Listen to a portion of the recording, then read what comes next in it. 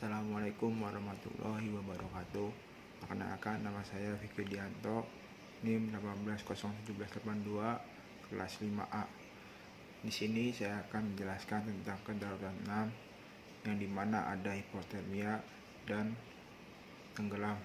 Nah, di sini saya akan menjelaskan tentang tenggelam. Di sini saya akan menjelaskan tentang tenggelam.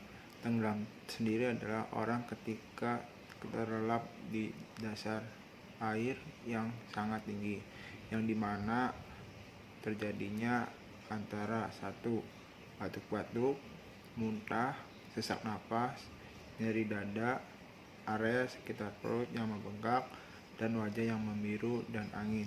Nah, dimana orang tersebut menunjukkan tanda-tanda berupa yang keluar akibat panik dan gerakan tubuh menggapai permukaan air atau untuk meminta pertolongan. Lalu di sini ada pedoman pertolongan. Yang pertama, keamanan tempat. Keamanan tempat itu sendiri kita harus tahu apakah ada keamanan dalam situasi yang terjadi pada kita atau orang-orang tenggelam. Lalu kondisi penderita, di mana kondisi penderita kita harus siap untuk menolongnya. Lalu kondisi air, ketika di laut kita harus tahu pasang surut air lautnya sedang naik atau sedang turun. Ketika orang tenggelam biasanya pasang air lautnya sedang naik. Lalu sumber daya yang terjadi adalah pertolongan tersebut, misalkan kita atau menolong atau benda-benda lainnya. Lalu pada penderita respon biasanya adalah pindahkan penderita. Nah, dimana misalkan ketika kita sudah mengamankan orangnya yang dalam keadaan tenggelam, kita harus pindahkan. Lalu pemeriksaan dini, di mana pemeriksaan dini tersebut adalah ketika kita harus bisa memeriksa si korban tersebut. Lalu beri O2 bila ada. Jadi kalau ada penderita yang tenggelam, berilah pernapasan pada orang yang korban tersebut. Jaga keangkatan tubuh penderita. Kenapa? Karena dalam penderita tersebut kita harus menjaga pernapasan mereka.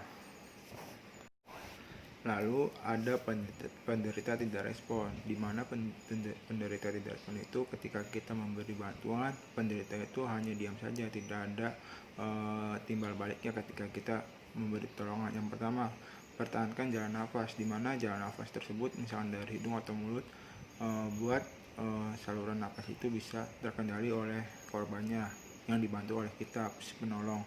Lalu topang punggung penderita, punggung ini ditahan ketika penderita korban yang tenggelam. Lalu stabilisasi kepala dan leher. Nah, dimana kepala dan leher itu harus di atas jantung, karena kita harus tahu pernapasan yang mereka keluarkan harus benar. Lalu pertahankan wajah tetap ke atas bila respon dan menghadap ke bawah jika tidak respon. Nah, ketika penderitanya masih memberi responan kepada kita, arahkan kepada ke atas agar bisa bernapas. Lalu jika penderita tidak respon di air yang tidak aman, pertama, posisikan penderita di atas papan spinal.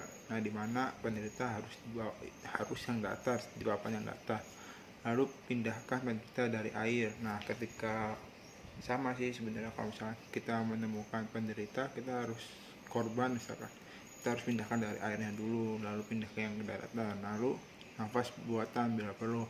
Ketika kita sudah memberikan pertolongan dengan bantuan misalkan pejatan atau misalkan mereka harus nafas, ketika tidak bisa kita harus memberikan nafas buatan. Lalu komplikasi tenggelam. Nah, di mana komplikasi tenggelam yang tersebut berisiko terjadi tergantung seberapa lama korban tidak mendapat oksigen.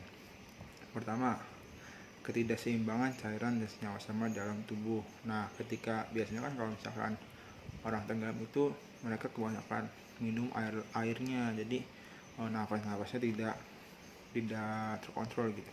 Terus hemolisis, yaitu hancuran sel-sel darah merah. Nah, dimana yang ketika misalkan biasanya kalau misalkan di air laut itu kebanyakan air garam yang asin yang membuat sel-sel darah merah itu merusak lah dalam tubuh kita.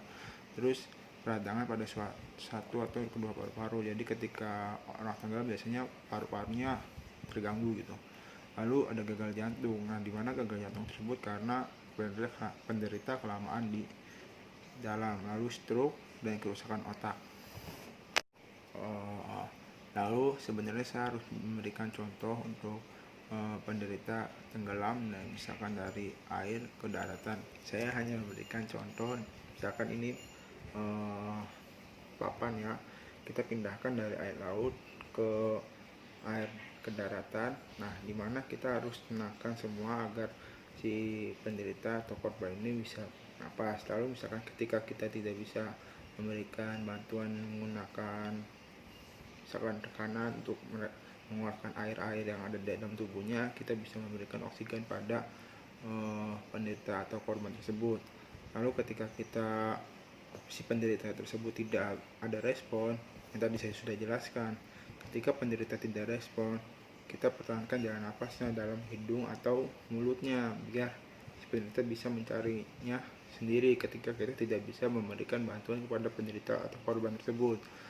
Lalu tompang punggungnya. Tompang punggung itu maksudnya si punggung tersebut kita pertahankan agar tidak, ya hitungannya kita bisa memberikan pernapasan pada mereka tersebut, atau kepala atau lehernya agar bisa naik napas dalam tubuhnya.